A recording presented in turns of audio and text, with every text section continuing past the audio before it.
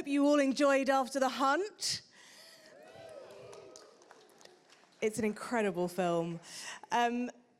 Please welcome to the stage, this is the most brilliant panel ever, your host, Richard Curtis, Julia Roberts, director and producer Luca Guadagnino, writer Nora Garrett, Edebiri, and Michael Stuhlbarg.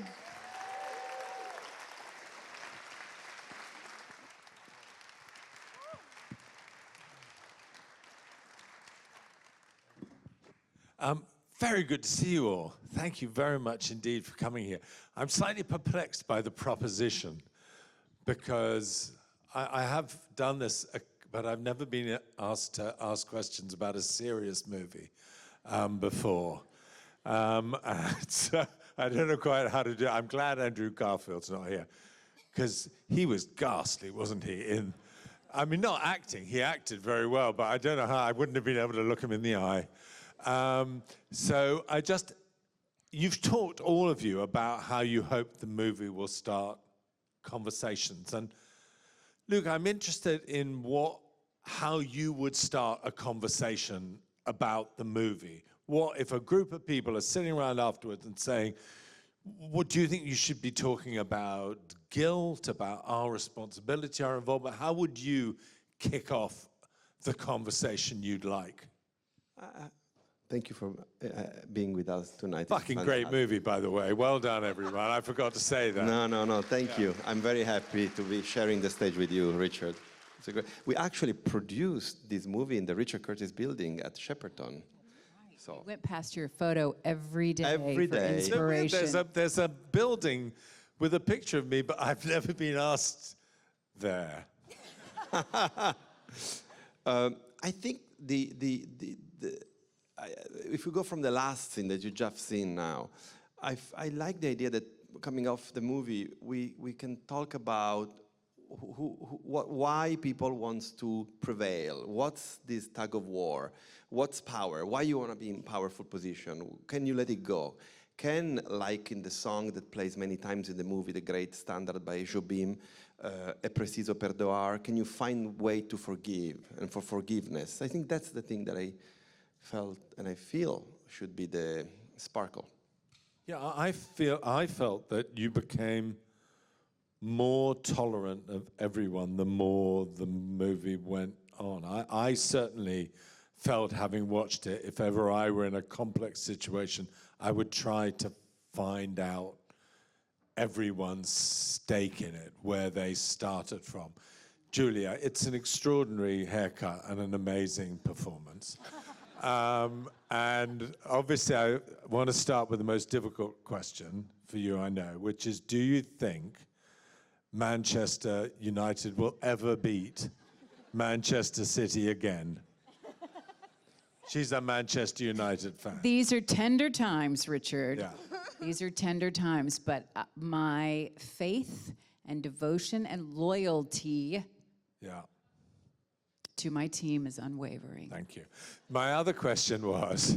Did you hear the one Manchester United clapping. fan? Thank you. God bless you. I think, it's an extraordinary reveal at the end of the movie, and it suddenly occurs to you that you have known stuff about yourself and about your motivation and about your relationship to what happens to Io and how complicated that is all the way through. Was it very interesting to play a person who's got a big secret all the way through? Was your past always pulsing in on you throughout the movie, even though we only find out about it at the end? Well, that's, the fun in anything that you portray is what you reveal and conceal all the way through. And then you give a little bit more of this, but you might withhold a little bit more of that. And I mean, for me, that's why a lot of my favorite scenes were with the incomparable Michael Stuhlbarg at the end here, playing my husband, Frederick. I'll hold for applause.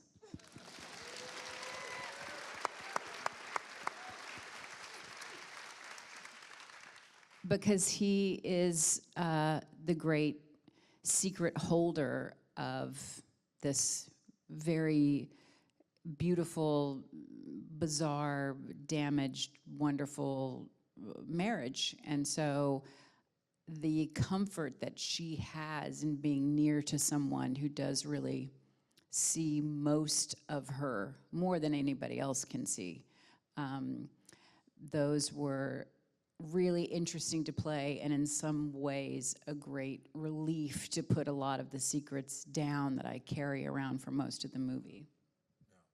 No, Michael, it is an extraordinary performance.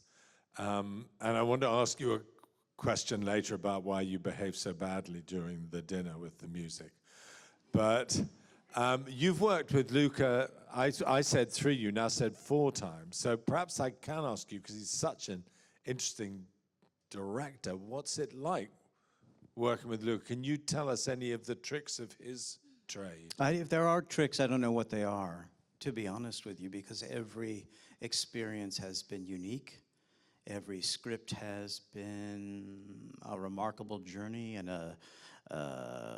full of life and full of so many layers that I could mine them for years and never get to the bottom of them. Luca is magic in many aspects of what he does. He's generous, beyond generous in so many facets of what we get to do. He rehearses, doesn't he? You had a lot of rehearsal on this, like not quite like a play, I'm guessing, but you had time to dig. Julia was kind enough to open her home to us at the beginning of the process. I was unfortunately doing a play at the time, so I was unavailable to participate, and actually I think it served an aspect of our relationship in the film in a wonderful, wonderful way. And we kind of dove in together when we started. But so not a lot of rehearsal for me. Nora, congratulations, your first script. I remember reading when I was very young, I think William Goldman said, a movie is a thing that reminds a director of a screenplay he once read. So how was your experience on this? Were you allowed into the room? Do you recognize the film? Luca's incredibly generous. I think that Luca's the rare director that brings his writers to set. And obviously, since this was my first screenplay and first produced screenplay, I didn't have much to compare it to, but I do know enough to know that. And so I was able to be there not only for rehearsals, but also for every moment of shooting. And it was such a gift in so many different ways, not only because I learned so much from everybody up here and also everyone in their various departments in the crew, but just also because I did feel like I was a part of the film. So I wasn't, just crossing my fingers that everything went well and then getting a big surprise at the end. Well, that may not always happen. That's what I hear. If I could warn you, but I think in a way, I'm getting the feeling, Luca, that you're a great sharer of the experience, and I think that's an amazing thing to be able to do. Io, first, just on behalf of everyone here at the Bear, it's held my marriage together through some very difficult times, but it's the most amazing piece of work. Now, can I ask you, as it were, the naughty question, which is, which version of events you think happened? Can you tell us what you think happened? All right, if everyone will keep it a secret.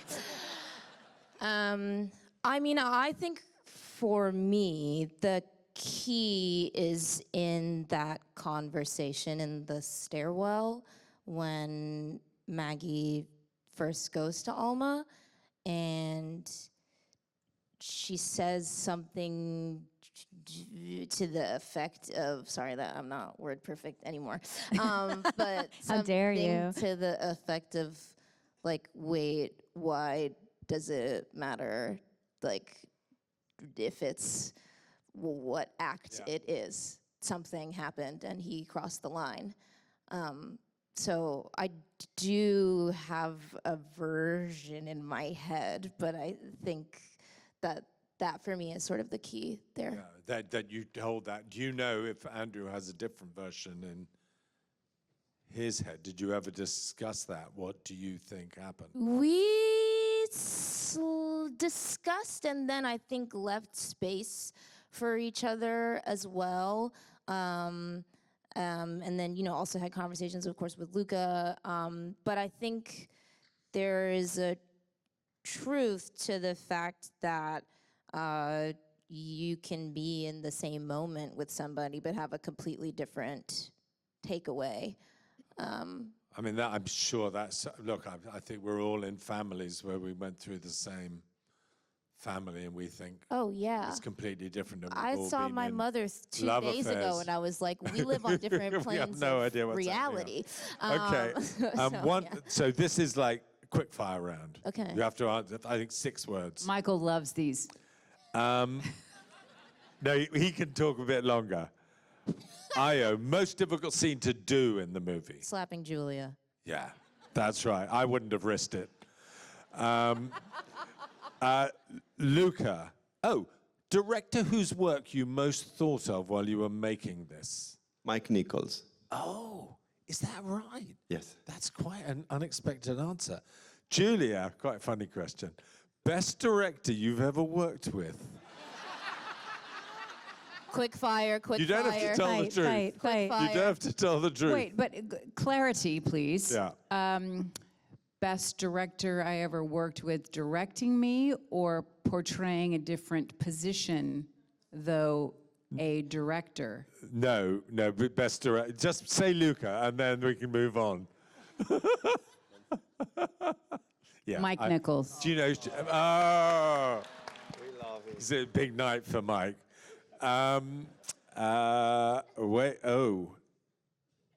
Nora. Oh, this is best director you've ever worked with. Luca Guadagnino. Right, we needed that. Easy win. Exactly. I peaked in high school. Well, just to remind you, it's downhill from here. So, Michael, you can be a bit less quick. What was going? I'm just so interested because it's such an aggressive scene. What was happening in your head during the? This is just me trying to understand the movie during that dinner scene. Why did you play the movie so loud? Because I tried to backtrack and think, oh, he doesn't know stuff that he doesn't know. What was in your head? What were you angry about? I'm literally fact-checking here. This is the kitchen scene we're Yeah, speaking of, yeah. right? Well, I think we spoke briefly about this, if I remember correctly. I think there were some things that I had very pointed opinions about in regards to Alma's student Maggie, and I tried to relay them to her probably in private before the scene. I was probably, pissed off that she was late. I probably cooked that particular meal to be provocative. I think I wanted to start a conversation with her about why it was she wanted to pursue the dissertation that she was after, and not really believing necessarily that she didn't seem terribly passionate about it. No. And then I think I was getting clues from my wife to shut the hell up. And at the same time, I just wanted to, I think, keep in her mind that I didn't necessarily believe in this young student as much as she did. It's a very dramatic and extraordinary scene, and I would say I do think it's amazing the way one of the things the movie is a love story between you two. The fact, many of us thought the movie was going to end when you said, "And I love you too," and everything, and it's very powerful how retrospectively, for all the strangeness of the way you sometimes behave, how it's all an act of love. I thought that was very beautiful. Julia, back to you. Yes, Richard. Just for the actors and other people in the here. How much research did you do? So this is about a lot of big things like physical pain, actual traumatic events, the whole world of academia. Do you find it useful to kind of dig down, or do you rather see what happens with the people in the room? I'm just very, did a movie about very a famous- superficial. I'm very superficial. I do the least amount of work. Yes. You see, we did a movie about a movie actress. You didn't have to do any work on that because you were one. And Don't give our secrets away. but on this, but is that true? You've Is it true? This was incredibly ambitious for a small town girl like me to be with Luca Guadagnino doing a big adult part. It was really exciting to have so much to dig into and so many different chapters of things to study. The interior life, the exterior life, the performative nature of her career, the performative nature of her life with colleagues, just the density of the philosophy lectures to learn and understand. And I mean, one of the great gifts, all joking aside, of working with Luca is that he knows so much about so many things and is so deeply interested and curious in so many different things. And so to talk with him about philosophy, he already knows so much and has so much to share. And, oh, you should look at this book. You should think about this person. And oh, there's this piece of art that is sort of inspiring when it comes to this. And all these things. And so I found myself at a certain point in the process quite overwhelmed with things to be doing and reading and pursuing and music to listen to. But then you do all that and then arrive at the first day of shooting and somehow you feel surprisingly prepared and capable to take it on next to him. Okay, that's wonderful to hear. You didn't do any of that for us. I didn't. I didn't. I don't remember you even going to the costume fittings. We've met before. You just rocked everyone up. probably doesn't know that. They probably think we don't like each other. We just had dinner together. We're A-okay. Just to say, you also, did you win or get nominated? Did you win the Emmy nomination for directing of The Bear as well? Did you No, win? I just was nominated. You were nominated? Yeah, I lost to Seth Rogen. What? Yeah, no, it's good. I love him. No, it's nice. He won't be around Nice for guy. long. No, it's fine. But before I go back to, is it like really interesting for you now that you're directing to be directed? And what did you learn from this experience? Is there anything you're going to change or steal in the way you work? Probably just be like Italian. I think that's really cool. I mean, I feel like two things come to mind, and they're linked, I think. But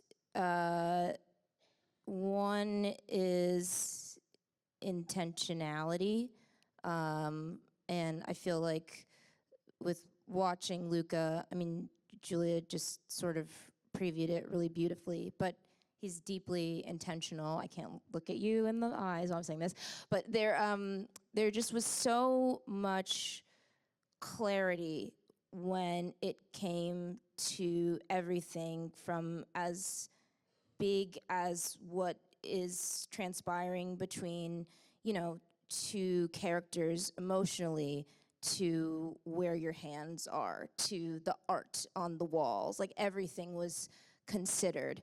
And I think, I don't know, sometimes you're on set and it's like, it's a really sort of insane job where everybody's coming to you with 100 fires, and their fire is the most important fire of the day if they're doing their job properly. And Luca would treat every fire with just as much importance. So that first word was intentionally, and the second one to me was gonna be energy. I think he was really deft at how he was able to sort of, the word that I'm looking for is when you make everything sort of, and you spread it out and you make it equal. Does anybody know that word? Anyway, he did that with his energy, I thought, really, really deftly. Disperse? And really beautifully. Dispersed. Well, I live to learn, yeah, but that's something that I think about. It's also just cool, I think, you like watch anything. I don't know if you feel like this I feel like I don't know, seeing how you have a scene in your mind and you kind of are like, okay, that's what's gonna go. And then you go on set and you go, oh my God, like this was in somebody else's beautiful imagination and their beautiful skill set. And this is how they're thinking of the camera. And then like even watching the movie, there's just so many like gorgeous frames. That last hospital scene, I mean, it looks like I don't know, like a... And then suddenly the moment it goes over the top. Yeah. Luca, are you a real pre-planner? Do you have your 11 shots, or do things... I mean, I'm just intrigued because your movies have such a beautiful visual style, and yet you feel as a viewer that you're there, and yet I do notice there are some very complex things going on as well. Very much pre-planned surprises. It depends on the movie. When I did Challengers, we really storyboarded everything. Right. But in this case, I had the privilege of these incredible artists, and so I was looking at them, and we were blocking the scene, as they say, every morning. And in that day in particular, you both were incredibly focused, like super concentrated, and we rehearsed the scene, and then I broke down the scene in those shots that made the scene. Well, there and then, on this occasion? Yeah. Because you knew it wasn't tennis balls and all that. No, I mean, tennis balls I don't know anything about, so I had to learn. It took me a long time to understand tennis. I think I forgot everything now. So on this film, you did think, I've got the actors, I've got the places, I can find the... Yeah, I mean, I had a very, we had these amazing sets that were like 360. We had, again, these incredible actors, Malika Sansaid, the astonishing director of photography. So there was a team of people, we were all focused, and we really, really, really were going after the movie by making it. That is so exciting. I'm sure we're going to have to stop soon. I just want to ask you one more question, oddly enough, about what doesn't happen on the time. Because I do think the movie's a very extraordinary soundscape. You know, it starts, did you know there was going to be a ticking clock over the scenes that ticked? And sometimes the music really takes you by surprise, and the remorseless use of that song. How much of that was in your mind, and how much of that do you find when you've got the finished film? I think the ticking metronome clock, sound came about during the filming. Right. And I was editing while filming, and we tried, and it gave us this idea of tension, this idea of, something can happen anytime, or implosion. And then, starting from the script, I started to think of dissonance, and I wanted the music to be sporting off of the character of Alma in particular, this pain she has inside. And I thought of Ligeti, and that's where we started from. And then from Ligeti, I stemmed to John Adams, and then to Julius Eastman. And so we started to work on this canon in the film, and once we finished the first pass, I realized that there were very important scenes like Hank talking to Alma at the restaurant, and so on, where we needed to have a music as a character that was kind of asking questions, and the answers have to be coming eventually in the mind of the audience. So I called Trent Reznor and Atticus Ross, and I asked them to compose basically one theme, which is always interrogative. You have this dun dun dun dun dun that develops throughout the movie in 5 pieces. Yeah, no, and sometimes like it has all the drama of a kind of Hitchcock moment, but what's happening is someone's just walking along or getting out of a car, and that kind of makes you think so hard about what's going on. I just want to ask you about how you feel, in a way, where I started, which is, we do live in a world where exactly the kind of arguments in terms of generation, in terms of culture wars, in terms of sensitivities, are so hard to deal with, and people don't know how to deal with them, and you take it on straight on. How would you hope that the movie would, as it were, help that? What conversations do you want people to have now? Nora, when you wrote it, do you want life to become more difficult for people or easier for people? More difficult for me. Oh, really? Also, You wanted them to worry more. Correct. No, I think that my hope is always that there's a little bit more nuance injected into the conversation, and I think ultimately like an understanding of where somebody is coming from, which to me is so much the hospital scene at the end is just an understanding of almost sort of ultimate explication of her behavior. And I think that understanding, whether or not you agree with the behavior that it creates, it helps to widen the scope of your empathy a little bit. And so that's my hope. I agree with that. And you feel that, don't you, Julia? This is a movie that starts conversations, makes it easier for people.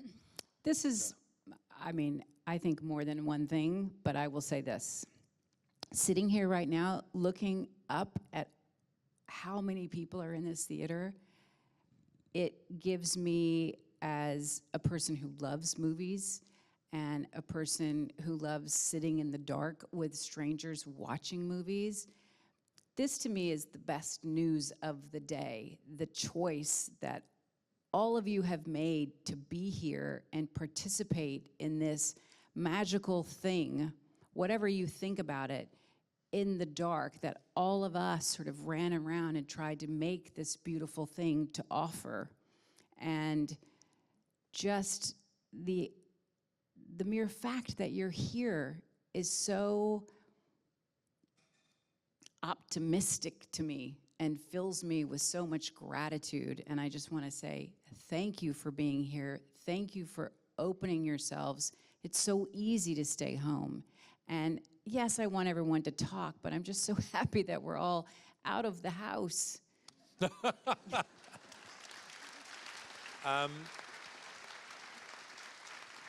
That's beautifully put. And you were talking about making a beautiful thing. And I think they're extraordinary, heartfelt, passionate, complicated, fucked up performances that all of you gave.